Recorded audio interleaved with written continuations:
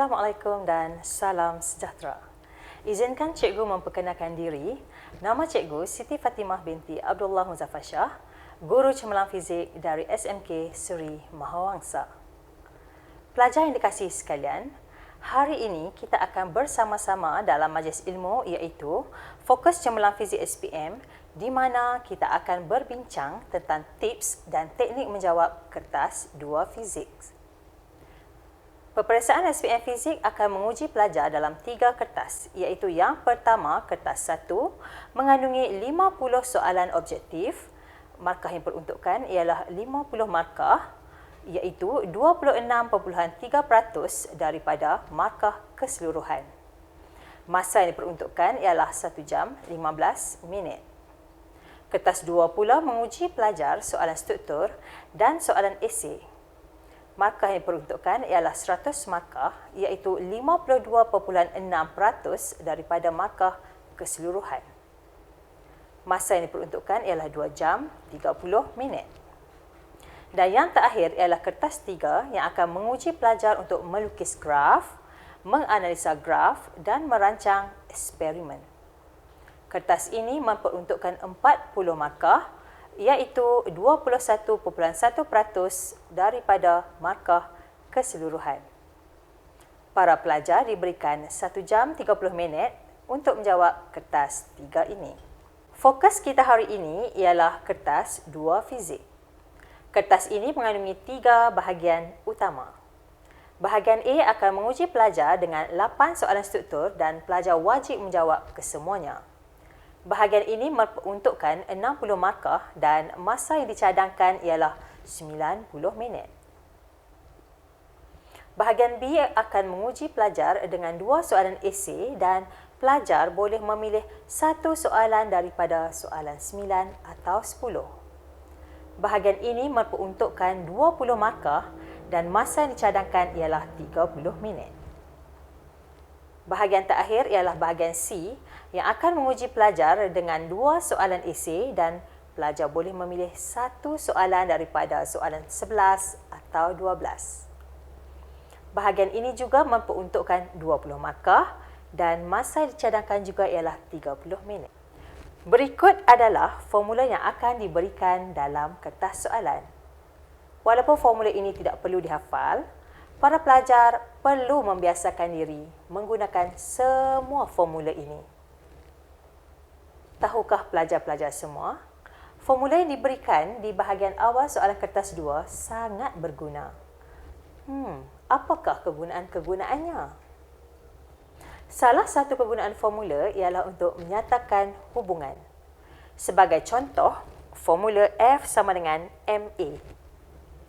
Kita boleh menjawab 3 hubungan, iaitu apakah hubungan antara F dan M apabila A tetap, hubungan antara F dan A apabila M tetap, dan soalan hubungan antara M dan A apabila F tetap. Bagi menjawab persoalan tersebut, cikgu berikan satu petua mudah. Contoh formula di sini ialah ABC sama dengan DEF. Andaikan tanda sama dengan ialah pemisah antara rumah keluarga ABC dan keluarga DEF, ABC adalah saling bersaudara, manakala DEF juga saling bersaudara. ABC tidak boleh berkahwin sesama mereka. Jika ditanya soalan hubungan antara ABC, jawapannya berkadar sonsang. Tetapi ABC boleh berkahwin dengan DEF, dan jika ditanya hubungan antara ABC dengan DEF, jawapannya adalah berkadar langsung. Mungkin petua ini boleh awak gunakan untuk menjawab soalan tadi. Bagi menjawab soalan pertama, iaitu hubungan antara daya F dan jisim M, apabila pecutan tetap, kita perlu melihat formula F sama dengan MA terlebih dahulu. Didapati F dan M tidak tinggal serumah. Jawapannya F berkadar langsung dengan M. Bagi soalan seterusnya, hubungan antara F dan A. Sekali lagi, kita lihat pada formula F sama dengan MA. Didapati F dan A tinggal berasingan. maka jawapannya F berkadar langsung dengan A. Untuk hubungan M dan A, daripada formula M dan A tinggal serumah, maka hubungan M dan A berkadar songsang. Berikut adalah contoh soalan yang berkaitan dengan hubungan. Dalam eksperimen Dwi celah yang, panjang gelombang cahaya 633 nanometer melalui dua celah yang jarak di antaranya 0.5 mm. Pinggir-pinggir secara tegak diperhatikan pada skrin yang berjarak 4 meter dari celah. Apakah yang berlaku pada jarak antara dua pinggir berturutan jika panjang gelombang lebih pendek digunakan? Kenal pasti kuantiti fizik yang terdapat dalam soalan dan bulatkan. Didapati, soalan meminta hubungan antara X dan lambda.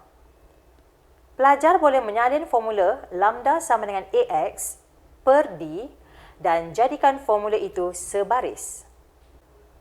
Lambda D sama dengan AX, lambda dan X tinggal di rumah yang berasingan. Jadi, hubungan antara lambda dan X berkadar langsung. Apabila lambda pendek, maka jarak antara dua pinggir berturutan X juga berkurang. Kegunaan lain formula ialah mendefinisikan. Di sini, cikgu senaraikan beberapa formula yang boleh digunakan untuk mendefinisikan kuantiti fizik terbitan seperti pecutan, kuasa, ketumpatan, momentum, tekanan dan indeks biasan. Mari kita lihat satu persatu formula yang cikgu senaraikan tadi berserta definisinya. Pecutan ialah kadar perubahan halaju. Momentum ialah hasil darab jisim dan halaju. Kuasa ialah kadar kerja dilakukan atau kadar tenaga digunakan. Tekanan ialah daya yang bertindak secara normal ke atas seunit luas permukaan. Dan yang terakhir, indeks biasan ialah nisbah sinus sudut tuju I terhadap sinus sudut biasan R. Kegunaan utama formula yang diberikan ialah untuk menyelesaikan soalan pengiraan. Terdapat soalan pengiraan yang mudah dan terus menggunakan formula yang diberi. Pemilihan formula yang tepat adalah berdasarkan kuantiti fizik yang telah tersedia daripada soalan. Jadi, tugas pelajar ialah mengenal pasti kuantiti fizik sama ada dari dalam ayat atau dari gambar rajah. Seperti contoh yang cikgu sediakan ini, rajah 4.1 menunjukkan graf sesaran melawan jarak bagi gelombang air dengan frekuensi 5 Hz. Berdasarkan rajah, hitungkan halaju gelombang tersebut. Daripada ayat soalan, didapati frekuensi gelombang ialah 5 Hz dan daripada gambar rajah, panjang gelombang lambda ialah 8 meter. Dengan menggunakan formula V sama dengan F lambda, pelajar dapat menyelesaikan soalan ini dengan mudahnya. Di sini, cikgu akan memberikan tips markah penuh untuk soalan pengiraan, iaitu maju. Iaitu langkah pertama, menulis formula. Sama ada formula yang terus disalin dari formula yang diberi atau formula yang perlu dihafal. Langkah kedua, memasukkan atau menggantikan nilai yang telah dikenal pasti dari dalam soalan, seterusnya mengira jawapan dan yang terakhir, jangan lupa unit. Pelajar-pelajar yang cikgu kasihi sekalian, mari cikgu tunjukkan satu lagi contoh soalan pengiraan. Rajah 1.1 dan 1.2 menunjukkan dua susunan radas untuk menentukan muatan haba tentu bagi satu bongkah aluminium. Diberi muatan haba tentu bagi bongkah aluminium ialah 960 J Kg-1 darjah Celsius -1. Bongkah aluminium di dalam kedua-dua rajah mempunyai jisim 1 kg dan dipanaskan menggunakan pemanas elektrik 200 watt selama 4 minit. Perubahan suhu untuk rajah 1.2 ialah 30 darjah Celsius, manakala untuk rajah 1.2 ialah 50 darjah Celsius. Hitung muatan haba tentu bagi bongkar aluminium di dalam rajah 1 dan rajah 2. Daripada soalan, apakah kuantiti fizik yang telah diberikan? Ya, terdapat kuantiti fizik yang diberikan iaitu jisim, kuasa, masa dan perubahan suhu. Untuk menghitung muatan haba tentu, pelajar sepatutnya tahu sumber tenaga haba yang diperoleh ialah berasal dari tenaga elektrik. Jadi, menggunakan prinsip keabadian tenaga, iaitu tenaga haba sama dengan tenaga elektrik, dua formula ini boleh digabungkan menghasilkan formula PT sama dengan MC theta. Gunakan tips 4 maju dan selesaikan masalah pengiraan. Berikut adalah formula fizik yang kebiasaannya tidak disertakan bersama set soalan. Untuk tidak membuang masa yang banyak semasa peperiksaan, pelajar perlu memahami dan menghafalnya supaya memudahkan menjawab soalan sama ada pengiraan ataupun soalan pemahaman. Konstruk wajib yang akan diuji dalam peperiksaan ialah mengkonsepsi. Soalan ini sangat mudah untuk dijawab kerana pelajar hanya perlu membuat pemerhatian, menyatakan pemerhatian, berfikir secara kritikal, membuat perbandingan, seterusnya mengenal pasti dan menyatakan persamaan atau perbezaan. Seterusnya menyatakan hubungan dari persamaan dan perbezaan, dan yang terakhir menyatakan prinsip atau hukum yang terlibat. Jom kita cuba soalan mengkonsepsi ini.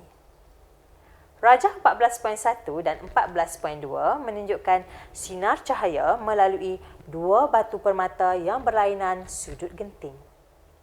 Berdasarkan kepada rajah 14.1 dan 14.2, bandingkan sudut genting C, ketumpatan rho dan indeks biasan N. Apakah langkah pertama yang perlu awak buat? Ya, awak perlu membuat pemerhatian terlebih dahulu. Kemudian, buat perbandingan. Sama ada persamaan atau perbezaan. Sila bulatkan terlebih dahulu kuantiti fizik yang ingin dibandingkan. Setelah melakukan pemerhatian dan perbandingan, tibalah masa untuk kita menulis jawapan. Bagaimanakah cara menulis jawapan yang terbaik?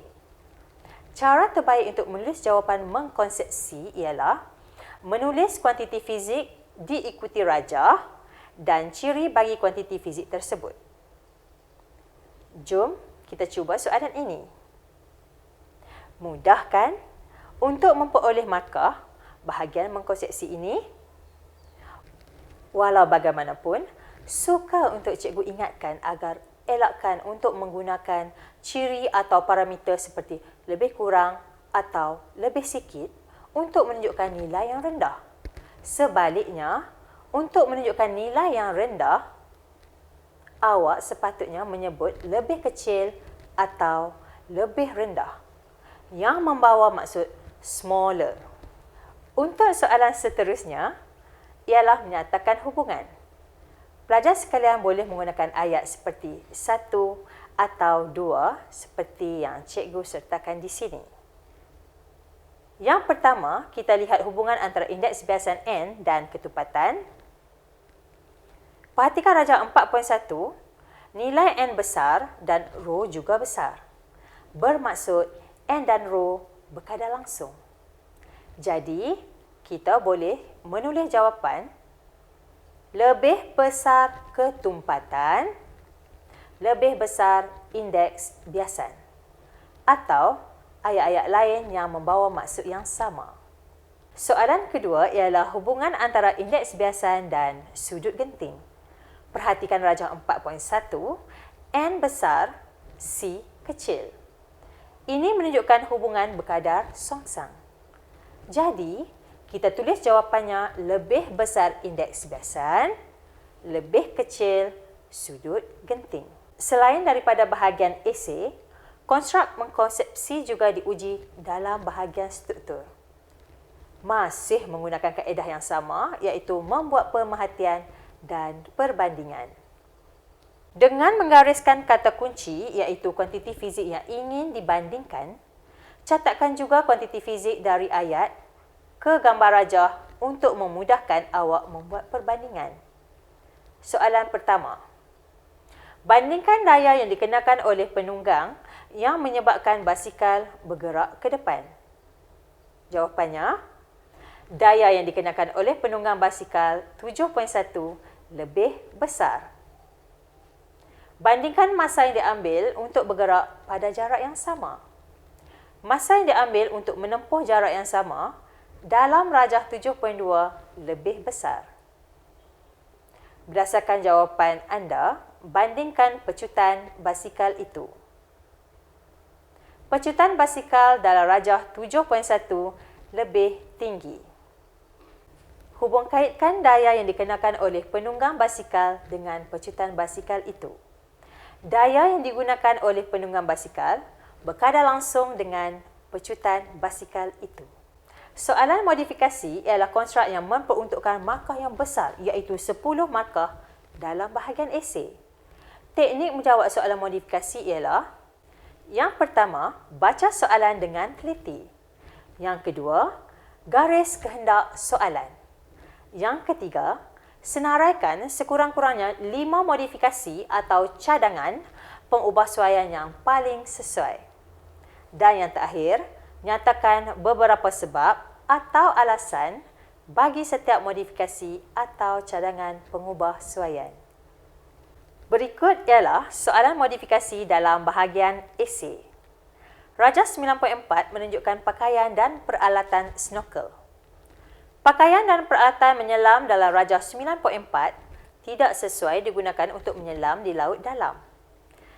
Menggunakan pengetahuan anda tentang tekanan, daya apungan dan sifat-sifat bahan, anda diminta untuk mencadangkan beberapa pengubahsuaian supaya penyelam boleh menyelam di dalam laut dengan selamat. Nyatakan dan terangkan cadangan berdasarkan ciri-ciri bagi pakaian penyelam, peralatan menyelam dan ciri keselamatan. Selesai membaca soalan, pelajar seharusnya mengenal pasti kehendak soalan dan menggariskannya. Dalam soalan ini, cikgu telah menggariskan keperluan jawapan bagi membantu kita mencadangkan sekurang-kurangnya 5 modifikasi berserta alasan modifikasi tersebut dibuat. Maksudnya, awak semua digalakkan memberikan beberapa jawapan tambahan yang berkaitan dengan kehendak soalan. Bagaimanakah cara untuk menzahirkan jawapan soalan modifikasi ini? Awak boleh membuat ayat seperti menulis karangan atau membuat poin-poin bagi semua perubahsuaian dan sebab. Walau bagaimanapun, kaedah yang cikgu paling suka ialah jawapan yang ditulis dalam bentuk jadual kerana ia lebih kemas dan memudahkan pemeriksa untuk menyemak jawapan awak. Perhatikan contoh jawapan dalam bentuk jadual ini. Kemas kan? Di bahagian kiri, cikgu senaraikan cadangan atau modifikasi. Manakala di sebelah kanan, sebab atau alasan mengapa modifikasi dibuat. Pelajar perlulah berfikiran kreatif dan boleh mengembangkan ciri-ciri yang diminta walaupun dalam soalan hanya 3 yang diminta iaitu pakaian menyelam, peralatan menyelam dan ciri keselamatan. Terdapat 4 jawapan tentang pakaian dan lain-lain jawapan berkaitan peralatan menyelam dan ciri keselamatan. Markah maksimum yang diperuntukkan bahagian ini ialah 10 markah. Soalan dari konstruk membuat keputusan juga membekalkan markah yang tinggi kepada pelajar iaitu 10 markah. Teknik bagi jawapan soalan konstruk ini adalah seperti berikut. Pertama, pelajar perlulah membaca soalan dengan teliti, menggariskan kehendak soalan, menggunakan senarai aspek yang diberi untuk memilih ciri yang paling sesuai dan menyatakan sebab pemilihan aspek sebelum membuat pilihan atau keputusan terbaik. Mari kita lihat contoh soalan membuat keputusan. Rajah 12.2 menunjukkan sebuah gitar dengan 6 tali. Bunyi gitar bergantung kepada tali gitar tersebut. Setiap tali tersebut mempunyai frekuensi aslinya sendiri. Anda dikehendaki menyiasat kesesuaian spesifikasi tali untuk digunakan pada sebuah gitar bagi menghasilkan bunyi yang berkelangsingan tinggi dan tidak putus. Terangkan kesesuaian setiap ciri pada tali tersebut. Tentukan tali gitar yang paling sesuai. Justifikasikan jawapan anda. Jadual menunjukkan spesifikasi pelbagai tali. Aspek yang dipertimbangkan ialah ketumpatan, tegangan, panjang tali dan bahan tali. Semua aspek ini perlu dinilai dengan teliti untuk digunakan pada sebuah gitar bagi menghasilkan bunyi yang berkelangsingan tinggi dan tidak terputus bila dipetik. Pelajar-pelajar, bagaimanakah untuk membuat keputusan ya? Penting untuk awak memahami maksud kelangsingan tinggi. Kelangsingan tinggi bermaksud frekuensi yang terhasil tinggi, iaitu getaran yang terhasil banyak kali. Selalunya, tali yang pendek tempoh ayunannya kecil dan dapat menghasilkan frekuensi yang tinggi. Di sini, pelajar boleh menzahirkan jawapan dalam bentuk jadual juga kerana kaedah ini lebih kemas. Mulakan menulis aspek yang terawal iaitu ketumpatan, diikuti tegangan, panjang tali dan bahan tali. Sebaiknya untuk sebab-sebab, pelajar perlulah menulis alasan yang berkaitan dengan kuantiti fizik yang dipengaruhi oleh pemilihan aspek dan elakkan hanya menulis semula kehendak soalan iaitu kelangsingan tinggi dan tidak mudah putus. Berikan lebih dari satu jawapan untuk alasan. Contoh cadangan jawapan adalah seperti berikut. Ciri-ciri ialah ketupatan tali rendah. Sebab yang dipilih untuk ketupatan tali rendah ialah ia lebih ringan dan frekuensi yang terhasil lebih tinggi. Yang kedua, ketegangan tali tinggi. Ketegangan tali yang tinggi dapat menghasilkan frekuensi yang lebih tinggi. Panjang tali rendah. Pelajar-pelajar diingatkan untuk tidak menyebut nilai bagi panjang kerana soalan memerlukan ciri sahaja. Mengapa kita memilih panjang tali yang rendah? Tali yang pendek mempunyai panjang gelombang yang rendah. Ini akan menghasilkan suara yang berkelangsingan tinggi. Bahan tali ialah keluli. Keluli dipilih kerana ia tidak mudah putus. Walau bagaimanapun, jawapan tidak mudah putus sudah terdapat dalam soalan. Jadi, pelajar dinasihatkan memberi jawapan-jawapan lain seperti tidak berkarat atau ketahanan terhadap hakisan atau tahan lama. Selepas kita membuat semua penilaian, maka kita akan membuat pemilihan, iaitu Q dipilih kerana awak boleh menyenaraikan semula semua ciri-ciri yang disebut tadi. Konstruk terakhir yang kita akan bincangkan ialah konstruk yang paling sukar, iaitu pengetahuan atau pemahaman. Soalan yang ditanya dalam konstruk ini selalunya sangat ringkas. Walau bagaimanapun, terdapat info yang boleh dikumpul daripada soalan sekiranya awak kreatif. Seperti soalan ini. Rajah menunjukkan satu lesung batu. Terangkan bagaimana alu dan lesung dapat digunakan untuk menghancurkan makanan dengan mudah. Selepas selesai membaca soalan, cuba tanya diri sendiri. Konsep fizik apakah yang digunakan untuk menghancurkan makanan ya? Betul, daya impuls. Tapi pelajar-pelajar, dengan hanya menulis daya impuls, awak tidak dapat mengumpul markah penuh untuk soalan explanation. Jadi, tipsnya ialah cuba dapatkan idea daripada aplikasi kehidupan seharian kita dan jawab dengan bantuan formula. Konsep yang awak sebut tadi ialah daya impuls. Untuk mengaitkan kuantiti fizik yang terlibat dan untuk mencetuskan idea, sila tonton video ini. I'm going to show you how to use a pestle and mortar. I'm going to start by grinding some peppercorns. First I'm going to show you what not to do, and that is put in loads of them and go like this. That's exactly what you don't want to do. This is what to do. Just put a little bit into the mortar, really just so that there's one layer of spices between the pestle and the mortar below. Then instead of big thumps, do little gentle taps. You get a couple come out, but most of them will stay inside. Work your way around until most of the seeds have been cracked. And then it's time to grind.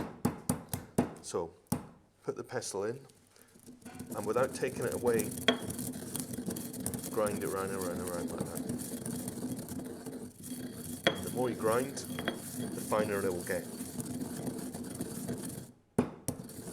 You can stop when you like, depending on how coarse you want your pepper.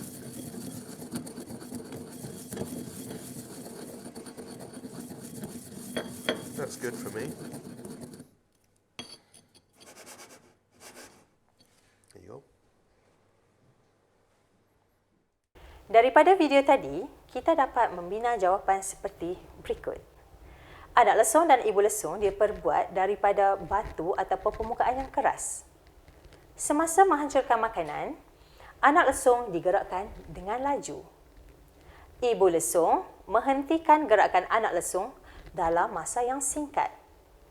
Jadi, daya impuls yang besar akan dihasilkan. Kita cuba satu lagi soalan pemahaman.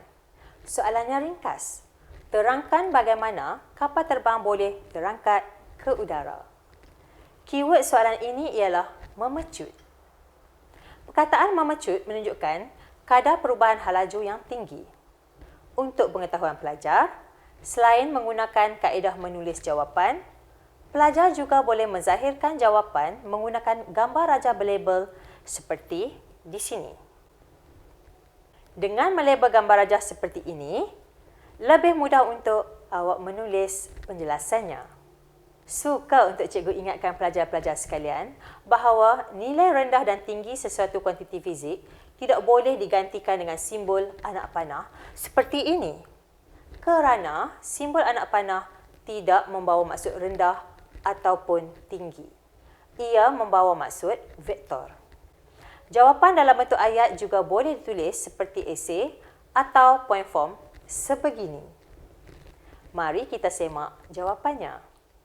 Kelajuan udara di permukaan atas lebih besar daripada kelajuan udara di permukaan bawah. Tekanan pada permukaan bawah lebih besar daripada tekanan dari permukaan atas.